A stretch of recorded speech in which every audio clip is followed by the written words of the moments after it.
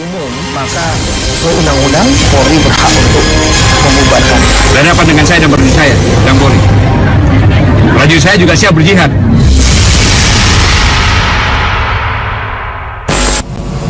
Tim sepakat untuk menaikkan perkara ini menjadi penyidikan dimulai dari hari ini dan akan mempercepatnya. Dan setelah itu tadi juga disampaikan menetapkan terlapor Saudara Basuki Cahayapurnama lagi sebagai tersangka dan kemudian dilakukan pencegahan untuk luar negeri. Calon Gubernur Petahana Basuki Cahayapurnama telah menjadi tersangka kasus penistaan agama. Proses hukum terus berjalan. Tapi masih ada rencana unjuk rasa besar-besaran menuntut Ahok haruslah ditahan. Karena Ahok tidak ditahan sampai saat ini, maka GNPF MUI memutuskan dengan aklamasi kesepakatan seluruh elemen untuk menggelar aksi bela Islam 3 pada hari Jumat tanggal 2 Desember 2016. Menutup jalan dengan alasan sholat di sana otomatis mengganggu jalan masyarakat yang akan ketertiban publik bisa menjadi terganggu. Sangat ironis pendapat saya. Apa nggak ada tempat lain? Ada sholat di masjid yang sudah disiapkan, ada Istiqlal yang besar, atau di lapangan terbuka ya, misalnya di parkir timur, ada di Monas. Kenapa harus di jalan? Yang jalan ini adalah jalan umum yang masyarakat lain memiliki hak untuk menggunakannya. Jadi kalau ada agenda ingin melakukan unjuk rasa di jalan umum, apalagi jalan protokol, dan itu akan sangat mengganggu ketertiban publik, maka sesuai undang-undang Polri berhak untuk membubarkannya.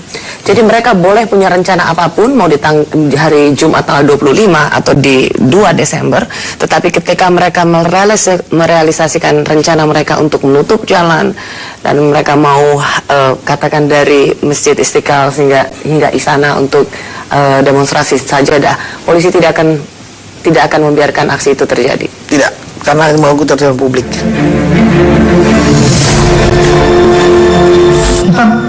Saya mengajak masyarakat untuk berpikir sangat rasional, berpikir secara logis, menghargai langkah-langkah yang sudah dilakukan oleh tim penyelidik, mengambil keputusan, dan justru mempertanyakan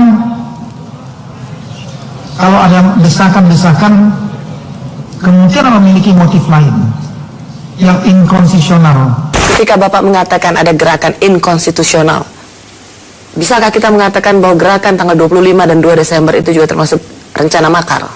Kalau ada indikasi ke arah itu, kalau indikasinya sudah menyangkut masalah pemerintah yang sah, ya, undang-undang sudah ada aturannya sendiri, ya, undang-undang memberikan yang masih berlaku hukum positif, ya. Menjatuhkan pemerintah yang sah itu diatur dalam pasal-pasal di KUHP, termasuk pasal makar tadi. Untuk apa undang-undang itu dibuat? Ya. Polri bekerja berdasarkan hukum, berdasarkan undang-undang. Ketika aturan hukum itu ada, ya, dan ada pelanggaran terhadap hukum itu, maka kita harus tegakkan. Kenapa ditakuti dan kenapa dilarang? Undang-Undang Nomor 9 Tahun 98 menjamin, ya, kebebasan menyatakan pendapat, kebebasan untuk berkumpul. Tidak dibatasi, tidak boleh dibatasi. Bahkan apabila ada pihak-pihak yang mencoba untuk membatasi, menghalang-halangi orang menyatakan pendapat dan berkumpul, justru dia dipidana. Satu sisi ada kebebasan berbicara, satu sisi juga ada undang-undang yang mengatur soal kebebasan berbicara diatur Undang-Undang Nomor 998. Saya ulangi tadi, dengan 4 batasan. Tidak bersifat absolut, mutlak. Orang bebas berbicara semau-maunya dan kemudian sebebas-bebasnya. Tidak bisa. Apakah Harus mengindahkan hak asasi orang lain.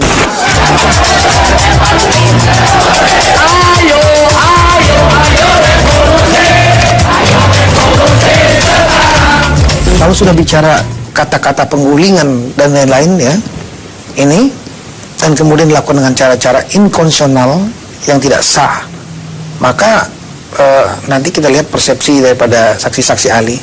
Kalau saksi-saksi ahli setuju bahwa itu mengandung unsur-unsur pidana makar, sekali lagi Polri bertindak berdasarkan hukum dan aturan hukumnya memang mengatur demikian, kami menegakkan hukum itu.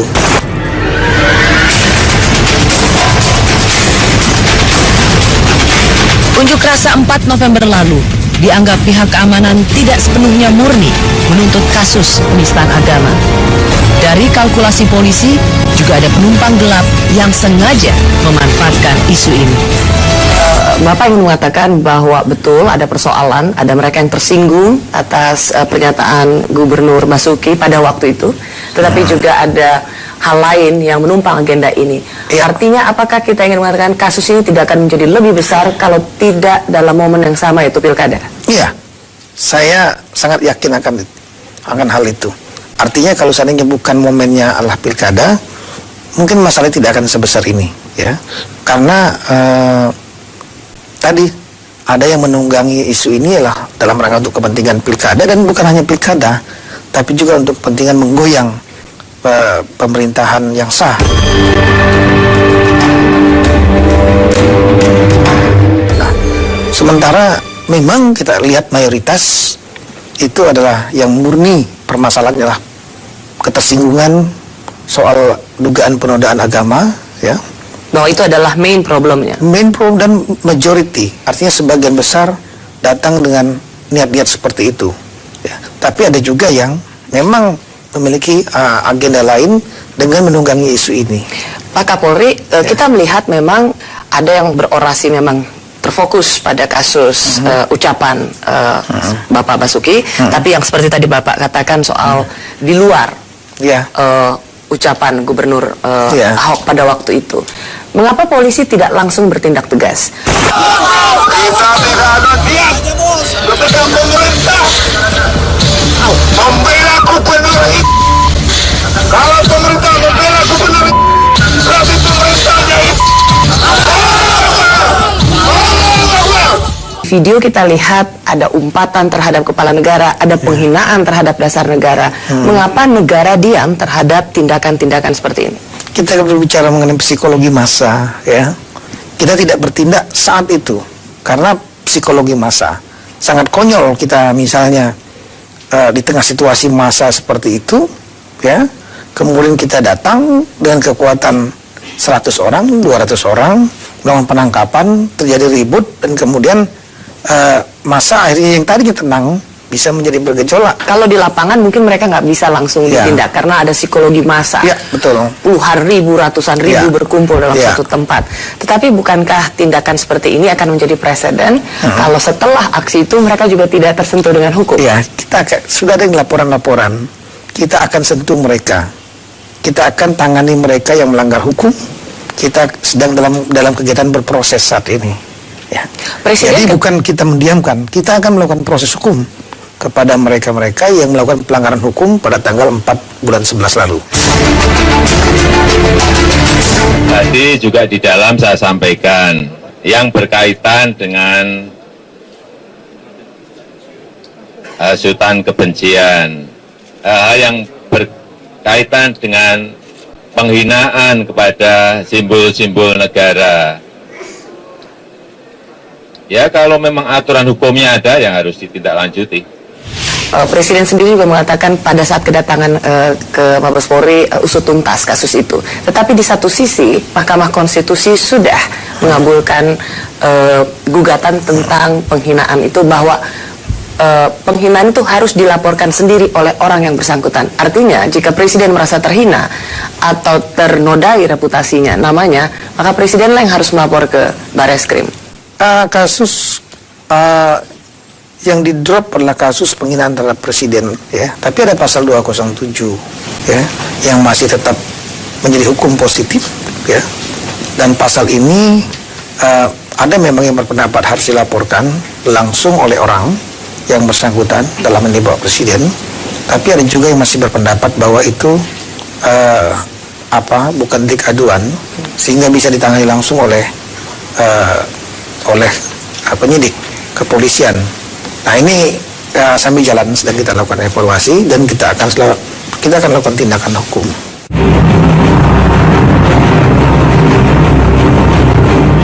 Berhasil disita oleh penyidik aslinya dan sudah dicek ke laboratorium forensik. Saksi ahli dari laboratorium forensik mengatakan ini suara asli, tidak ada editan. Jadi jangan percaya sama orang, kan bisa aja dalam hati kecil bapak ibu nggak bisa pilih saya. Ya kan dibohongin pakai surat Al-Maidah 51 macam-macam itu. Proses hukum yang sekarang ini sedang dijalankan oleh Polri. Jangan ada yang menekan-nekan, jangan ada yang mencoba untuk mengintervensi. Jadi kalau ada agenda ingin melakukan unjuk rasa di jalan umum, maka sesuai undang-undang Polri berhak untuk membubarkan. Berhadapan dengan saya dan berdiri saya, dan Polri. Prajurit saya juga siap berjihad. Ya, saya terima kasih kepada kepolisian yang sudah memproses. Tersangka ini bagi saya sesuatu saya akan terima. Kita akan ikuti semua proses hukum dengan baik. Dan saya kira ini satu contoh yang baik untuk demokrasi. Saya kira itu. Dan untuk teman-teman yang memang tetap mendukung, saya harapkan tetap semangat. Kita buat satu putaran buat Ahok Jarot. Terima kasih.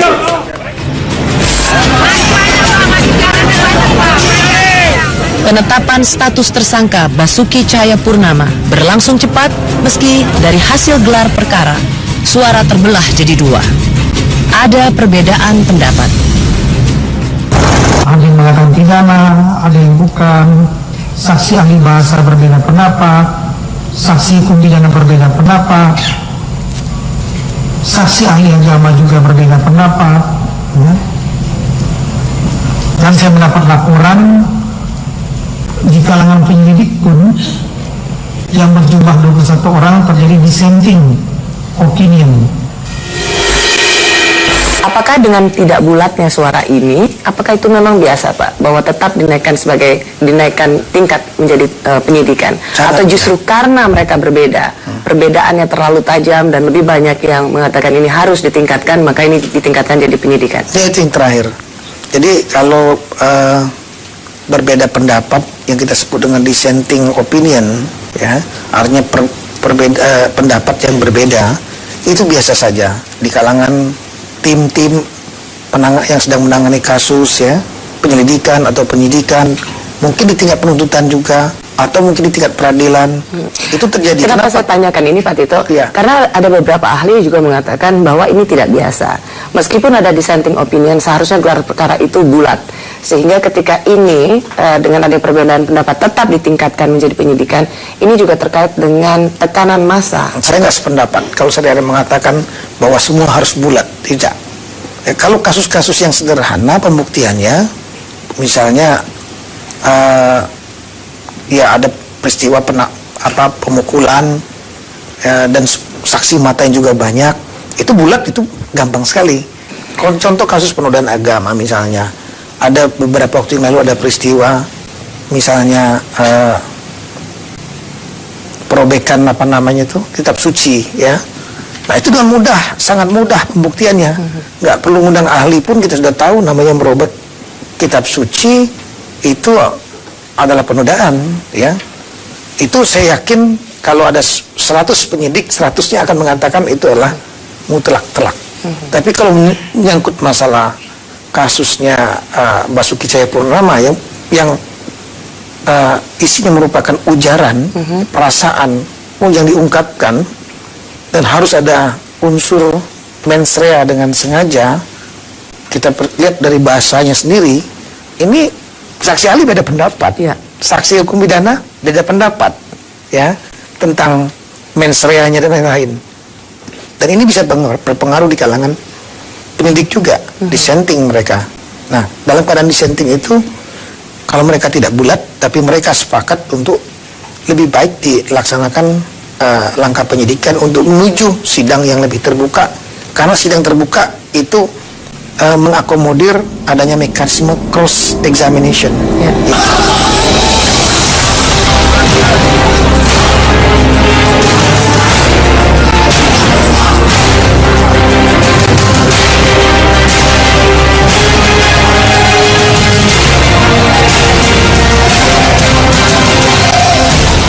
Bagi beberapa pihak, status tersangka Ahok belumlah cukup.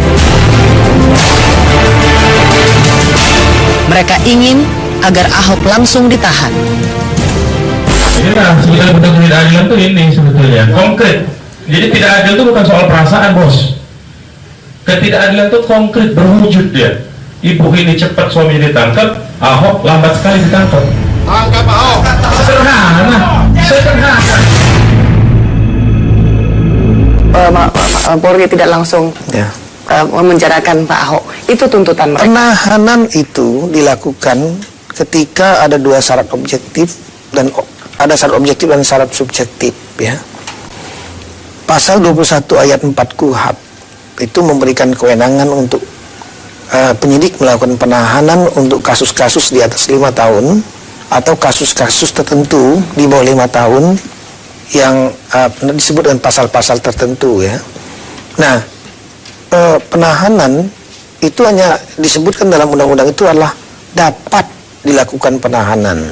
Dapat itu artinya tidak harus dilakukan untuk kasus-kasus diancam 5 tahun atau pasal tertentu tadi. Nah, dapat ini untuk melakukan penahanan, penyidik harus memiliki syarat objektif dan subjektif. Syarat objektifnya adalah yang pertama, kasus itu alat buktinya telak dan mutlak. Yang kedua adalah ada faktor subjektif, yaitu kekhawatiran akan 3 hal. Kekhawatiran melarikan diri. Dalam kasus ini kita tidak melihat ada kekhawatiran melarikan diri. Karena Ahok perlu kampanye.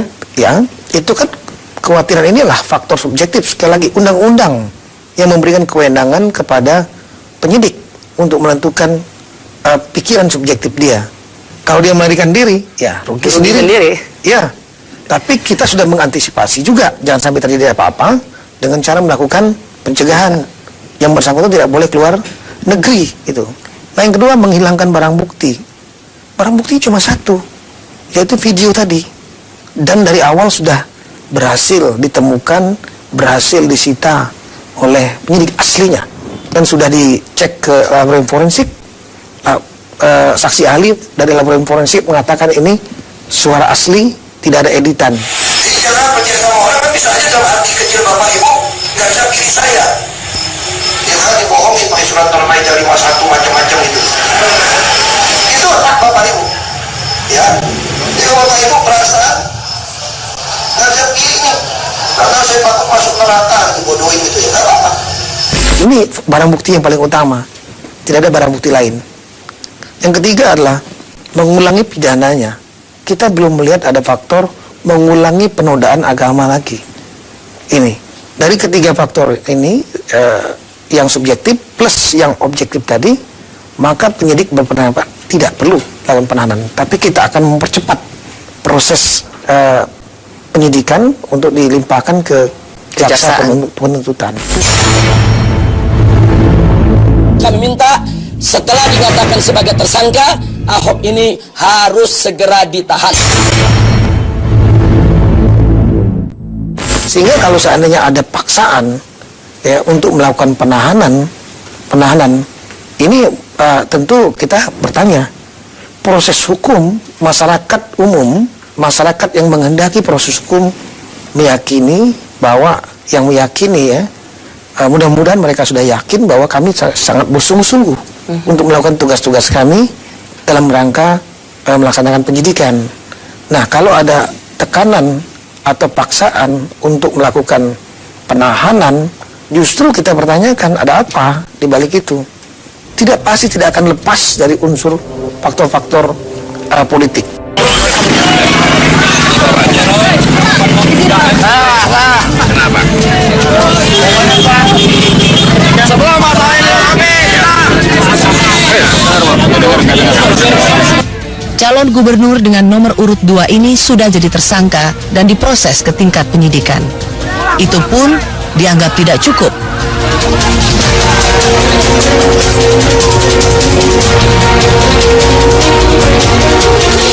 Dan di lapangan telah terjadi penolakan secara sistematis di sejumlah tempat kampanye pasangan Ahok Jarot. harus redam masa saya dulu. Pak, jangan terkait dengan kasus Pak Ahok ini, salah satu yang dikeluhkan oleh pasangan Ahok dan Jarot adalah penghadangan mereka saat kampanye, Pak. Yeah. Dan itu sebenarnya ada ancaman hukuman penjaranya. Tetapi toh itu tidak membuat ada ancaman pelarangan, penghadangan, bahkan pemblokiran jalan ketika pasangan baik Pak Ahok maupun Pak Jarot datang. Itu yang sedang kita pelajari. Ya, saya sudah perintahkan Kapolda Metro Jaya dengan tim, termasuk dari intelijen Mabes Polri, mempelajari apakah ini murni dilakukan secara spontan oleh masyarakat setempat, ya, yang menolak, ya, atau ini dilakukan oleh kelompok-kelompok yang memang kelompok-kelompok itu saja. Begitu melihat jadwal kampanye, dia datang ke sana, dia menolak atas nama warga setempat. Nah, kalau itu kita lihat ada mereka sebetulnya orangnya itu saja dan mereka bukan warga setempat, maka kita akan melihat apakah kita bisa melakukan tindakan-tindakan hukum. Kalau ada mereka yang datang untuk menolak dan sebagainya, orang itu mungkin hanya ada dua hal. Satu adalah memang dibayar, kedua mereka tidak tahu aturan. Saya tadi telah mengatakan bahwa negara kita ini negara hukum. Jadi ada aturannya, baca aturan bahwa Pak Ahok meskipun telah dinyatakan dalam proses hukumnya sebagai tersangka, tetapi haknya untuk dipilih itu masih tetap ada. Apakah polisi, sekarang kan pasangan calon itu kan sebenarnya dikawal oleh polisi, Pak. Yeah. Apakah polisi bisa langsung menangkap pembuat onar atau mereka yang memang sengaja menghalang-halangi kegiatan pasangan Pak Ahok dan Pak Jarot? Kalau dilakukan dengan cara-cara melawan hukum seperti mengancam, membawa senjata tajam, ya, apalagi melakukan penganiayaan, maka kita bisa melakukan tindakan-tindakan hukum kepada mereka karena pasal-pasal di dalam KUHP juga ada. Ada kebingungan di sini, Pak. Karena apa? Karena kegiatan kampanye itu diatur oleh Undang-Undang Pilkada. Yeah. Sementara tindakan menghalang-halangi atau mengancam kegiatan kampanye seseorang itu juga diatur. Yeah. Yang memiliki kewenangan adalah Panwaslu. Panwaslu kemudian melapor pada KPUD, KPUD yang kemudian memprosesnya pada Polri. Saya rasa celah inilah. Enggak, di situ kan di Panwaslu kan ada namanya Gakumdu, penegakan hukum terpadu, di mana di polisi juga ada di dalamnya di situ. Polisi. Artinya jika proses ini tidak memperlambat, ya, saya khawatir presiden ini akan terjadi juga di berbagai daerah, ya. Karena di Banten juga ada potensi yang tidak kecil juga, tetapi mungkin tidak terekspos Jakarta, Pak. Kalau ini dibiarkan, saya hanya khawatir ini akan terduplikasi di daerah-daerah lainnya. Saya sependapat, oleh karena itu, kalau dalam kasus tertangkap tangan kita bisa melakukan langsung tanpa perlu ada lapor-lapor. Masa ada orang dipukul kemudian kita sampaikan lapor dulu ke sana ke Gakumdu, orangnya udah lari, tangkap dulu. Berhadapan dengan saya dan prajurit saya dan Polri. Prajurit saya juga siap berjihad mempertahankan negara kesatuan Republik Indonesia berdasarkan Pancasila bersama-sama seluruh komponen masyarakat. Mereka akan pada garis depan untuk mempertahankan itu karena tidak ingin pemerintah yang sah dijatuhkan secara inkonstitusional. Proses hukum yang sekarang ini sedang dijalankan oleh Polri. Jangan ada yang menekan-nekan, jangan ada yang mencoba untuk mengintervensi.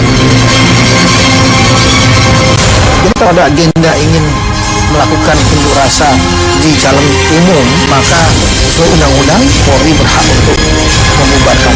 Berhadapan dengan saya dan prajurit saya dan Polri. Prajurit saya juga siap berjihad Politik simbol kembali diperlihatkan Presiden Jokowi saat bertemu dengan Ketua Umum Partai Gerindra Prabowo Subianto. Setelah sebelumnya, Presiden Jokowi mengunjungi Prabowo di Hambalang sebelum demonstrasi 4 November, berikutnya, seperti ingin mengantisipasi demonstrasi lanjutan 25 Desember mendatang, giliran Prabowo yang datang bertemu dengan Presiden Jokowi di istana. Akrab, hangat, dan menebar senyum. Itulah yang ditampilkan dari dua tokoh yang sempat berkompetisi di Pilpres 2014 lalu. Ini yang mereka bahas saat ngeteh bersama di belakang istana. Dan saya dengan Pak Prabowo juga berkomitmen untuk bersama-sama menjaga Indonesia yang majemuk ini.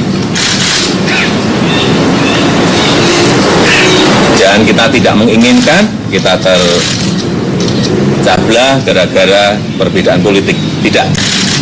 Karena sangat mahal harganya bagi negara kesatuan Republik Indonesia.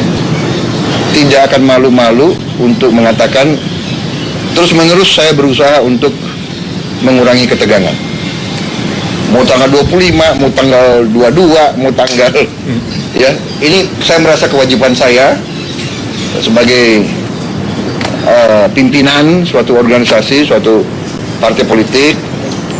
Saya tidak akan malu-malu dan segan, saya akan selalu menganjurkan kesejukan. Jadi bukan menghadapi 25, Pak. Setiap saat saya akan menganjurkan selalu untuk kita tidak usah gaduh, jangan gontok-gontokan, jangan tegang. Tidak jelas dan hanya Presiden Jokowi lah yang tahu mengapa Ketua Umum Partai Demokrat yang juga mantan Presiden sebelum Presiden Jokowi yang belum juga ditemui oleh Presiden Jokowi. Padahal untuk mengikat simpul bersama, Presiden Jokowi bertemu dengan para pemuka agama dan juga para pimpinan partai. Sudah saya sampaikan saat itu bahwa proses ini akan cepat, tegas, dan transparan.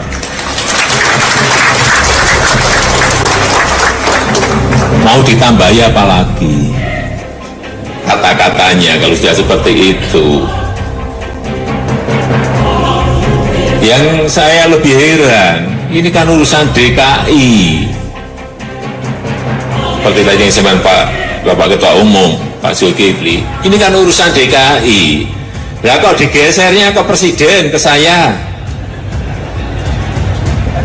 Coba kita logika dan kalkulasi nalar saja. Ini ada apa? Ya kalau saya sih senyum-senyum saja. Tidak hanya Presiden, pertemuan demi pertemuan juga dilakukan Kapolri dengan para ulama, termasuk dengan Majelis Ulama Indonesia yang telah mengeluarkan fatwa Ahok telah menistakan agama. Hubungan-hubungan ini perlu dilakukan, dan kemudian yang ke Majelis Ulama Indonesia, kenapa? Karena ini Majelis Ulama Indonesia memberikan payung kemarin sebagai legalisasi aksi-aksi yang dianggap sebagai GNPF, Gerakan Nasional Pengawal Fatwa Umi dan seterusnya. Ini, nah kita ingin mengetahui sebetulnya apa sebetulnya keinginan daripada MUI.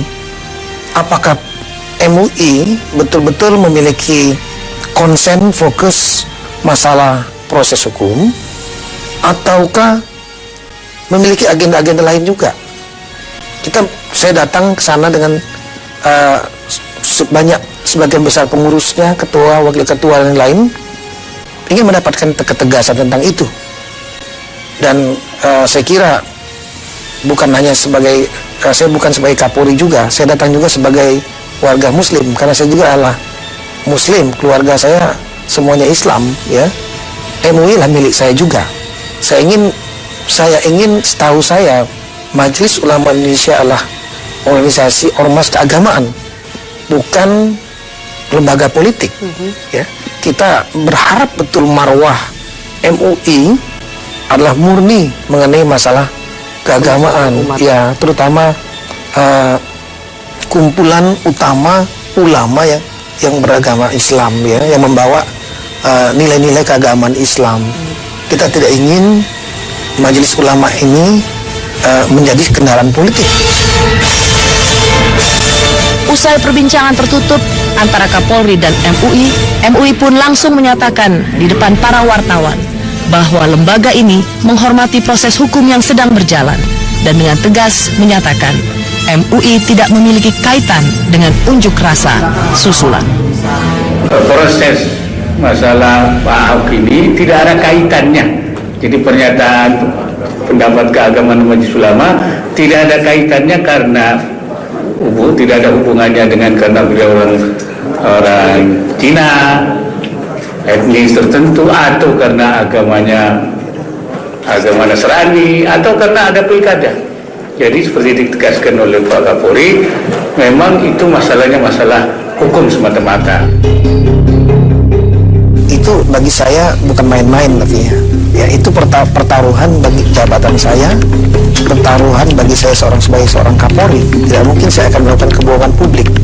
Nah, itu yang sebetulnya pesan yang saya sampaikan, bahwa saya tidak bermain-main dan kita akan bersungguh-sungguh menyelesaikan kasus ini. PBNU menghimbau agar tidak melakukan aksi unjuk rasa terkait persoalan dugaan penistaan agama yang dilakukan oleh Basuki Cahayapurnama. 4. Sebagai negara hukum, sudah seharusnya jika terdapat masalah, maka harus menjadikan hukum sebagai instrumen untuk menyelesaikan masalah tersebut. Kalau proses hukum sudah menjadi titik tempat kita bertemu, maka jangan lagi ada langkah-langkah yang apalagi sifatnya anarki dan kemudian memecah belah dan menciptakan masalah baru dalam kehidupan kebangsaan kita. Nah, kemudian kalau seandainya masyarakat diajak untuk melakukan demo, pertanyaannya lah, apalagi yang ingin dituntut gitu, ya? Kalau seandainya dituntut isu yang diangkatlah mengenai masalah penahanan, sekali saya sudah jawab tadi. Ada faktor objektif yang tidak bulat dan tidak mutlak di kalangan para penyidik. Lebih baik kita tunggu sampai sidang pengadilan terbuka. Kita harapkan bisa secepatnya. Kita semua, termasuk saya, kita akan nonton bersama bagaimana proses hukum itu terjadi, bagaimana para saksi, bagaimana terlapor menyampaikan pembelaannya, bagaimana para ahli nanti beradu argumentasi. Fine, itulah negara hukum. Bapak merasa ada dampaknya nggak ketika organisasi kemasyarakatan itu sendiri tidak mampu menahan umatnya untuk kembali turun ke jalan? Kita sudah berkomunikasi dengan beberapa tokoh agama, beberapa pimpinan ormas Islam dan yang lain seperti NU, Muhammadiyah, kemudian beberapa tokoh-tokoh seperti Ustadz Arifin Ilham, Ustadz Ajim, Bapak Din Samsudin dan lain-lain, ya. Mereka semua menurut dapat kami murni permasalahannya adalah fokus masalah proses hukum saudara Basuki Cahayapurnama. Itu bagi mereka. Mereka mengatakan tidak ada kepentingan politik pilkada, tidak ada kepentingan politik masalah pemerintah, ya, menggoyang presiden, apalagi menggoyang pemerintah yang sah. Mereka mengatakan tidak ada niat seperti itu. Mereka ingin hanya diyakinkan bahwa proses hukum itu berjalan. Mereka juga tidak mendesak itu dilakukan penahanan. Tapi Polri diminta agar secepatnya melaksanakan proses itu secara sungguh-sungguh, bukan untuk nutup-nutupi main-main dan lain-lain. Dan kami meyakinkan itu, mereka cukup puas. Kalau demo yang biasa, tertib, memang itu kan menyampaikan pendapat. Tapi kalau sudah berusak, kalau sudah makar, berhadapan dengan saya dan prajurit saya, Kapolri. Prajurit saya juga siap berjihad, mempertahankan negara kesatuan Republik Indonesia berdasarkan Pancasila bersama-sama seluruh komponen masyarakat. Allahu Akbar. Kita berjihad bersama-sama mempertahankan negara. Allahu Akbar. Jangan ada yang takutin. Ya, Allah Subhanahu wa Ta'ala bersama-sama kita. Saya sudah memberikan jaminan sebagai Kepala Kepolisian Negara Indonesia bahwa kasus itu akan bergulir secepat-cepatnya ke tingkat penuntutan dan sampai ke peradilan ya, dan mereka menyatakan fine, dan bahkan mereka menyatakan bila ada agenda-agenda lain umat akan dibawa untuk ke agenda politik lainnya, apalagi menggoyang pemerintahan yang sah, mereka akan pada garis depan untuk mempertahankan itu, karena tidak ingin pemerintah yang sah dijatuhkan secara inkonstitusional. Kemudian kepada kelompok-kelompok yang memiliki agenda politik, saya peringatkan, jangan provokasi masyarakat dibawa untuk kepentingan saudara-saudara sendiri. Proses hukum yang sekarang ini sedang dijalankan oleh Polri. Jangan ada yang menekan-nekan, jangan ada yang mencoba untuk mengintervensi. Jadi kalau ada agenda ingin melakukan unjuk rasa di jalan umum, maka sesuai undang-undang Polri berhak untuk membubarkan. Berhadapan dengan saya dan berdiri saya, dan Polri. Prajurit saya juga siap berjihad. Karena masyarakat kita cerdas, masyarakat kita semua, mereka bukan masyarakat yang mudah dipengaruhi. Cuma saya minta hati-hati sosial media, ya, hati-hati sosial media. Kita sudah mengindikasi bahwa sosial media itu ada kelompok-kelompok yang memiliki cyber troops, cyber army, tahu? Yang kelompok yang memang sengaja mereka merencanakan, men-setting agar masyarakat terprovokasi sedemikian rupa. Saya ingin mendapat gambaran dari Bapak, seberapa masifnya cyber troops ini yang memang menebarkan kebencian, yang sudah teridentifikasi oleh Polri? Ya, memang inilah, dengan adanya perkembangan teknologi informasi ya, kita melihat bahwa sekarang sudah ada dunia baru, dunia cyber ya. Media sudah di-challenge, media konvensional di-challenge oleh media sosial media. Kalau media konvensional itu bisa disetting karena memang ada ownernya, pemilik media yang mempengaruhi, ada redaktur ya, ada koordinator liputan, ada jurnalis lapangan, itu yang mengatur dan men-setting konten media itu sendiri, berita. Tapi kalau di sosial media ini kan nggak bertuan, dia borderless, dia tidak bertuan. Setiap orang bisa, yang punya akses kepada Facebook, Twitter, YouTube, Instagram dan lain-lain, itu bisa menjadi citizen jurnalis. Dia bisa membuat laporan berita sendiri, membuat konten sendiri, dia mengedit sendiri, dan kemudian dia jadi pemilik dari media itu sendiri, buat blog, buat website, buat apa saja gitu, akun-akun lain. Nah ini kemudian menimbulkan kerawanan. Di sisi lain positif, karena daya kritis masyarakat akan menjadi lebih tinggi. Dia bisa memberikan informasi yang baik, tapi juga bisa ada penghasutan dan kabar bohong. Pak Tito sendiri suka jadi korban. Iya, saya pikir juga gitu ya. Undang-undang ITE mengatur itu. Tapi kemampuan kita untuk melakukan cyber investigation kan belum maksimal. Tetapi yang menjadi kekhawatiran sangat sangat besar dari seluruh masyarakat adalah bagaimana sebuah berita diedit, kemudian sebuah gambar atau sebuah video juga diedit sesuai dengan keinginan dia untuk sesungguhnya menyiarkan kebohongan. Nah, apakah dalam hal ini Polri bisa bertindak tegas? Pasti bisa dilacak dan tangkap. Iya, itu tadi saya sampaikan, kemampuan cyber investigation kita ini belum seimbang dengan potensi pelanggaran hukumnya. Indonesia adalah salah satu negara yang pelanggaran cybercrime-nya, itu kejahatan dunia mayanya termasuk paling tinggi di dunia.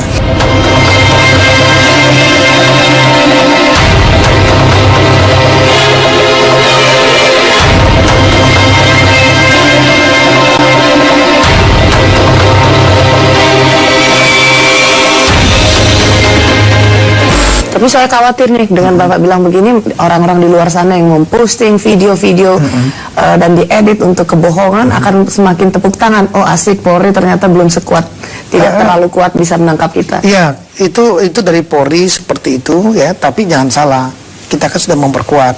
Semua Polda sekarang kan memiliki cyber unit. Mabes Polri memiliki subdit dan akan menjadi direktorat lagi. Dan di Kominfo juga sudah ada tim cyber khusus yang mereka melakukan pelacakan dan sekaligus blokir dan pelacakan. Jadi cukup banyak kita melakukan penangkapan. Enggak juga mereka masyarakat, wah enak ini, polisinya nggak bisa. Kenyataannya banyak kita bisa tangkap. Kasus-kasus seperti yang mengatakan bahwa saya dianggap memerintahkan kabar menangkap Amin Rais. Ya, itu sama sekali nggak ada, kita buktikan.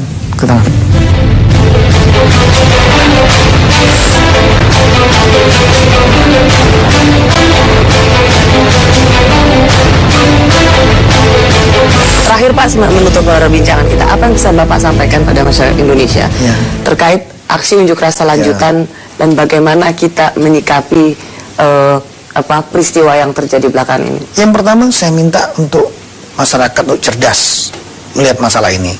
Masalah ini adalah masalah hukum, ya. Kembalikan ke tanah hukum, ke ranah hukum. Jangan bawa ke masalah ini ke sosial politik ataupun yang lain, karena akan dapat berbahaya, berpotensi untuk disintegrasi bangsa yang tidak kita inginkan bersama kalau kita cinta NKRI.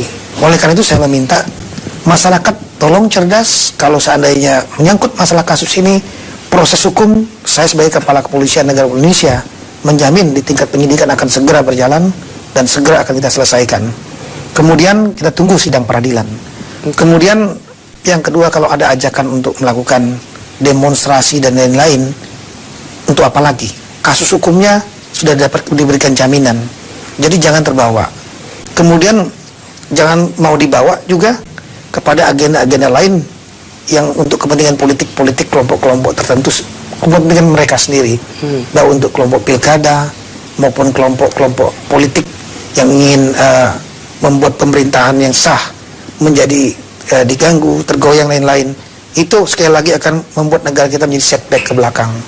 Saya minta cerdas. Dan kemudian kepada kelompok-kelompok yang memiliki agenda politik, ya, saya peringatkan, jangan provokasi masyarakat untuk dibawa, ya, untuk kepentingan saudara-saudara sendiri.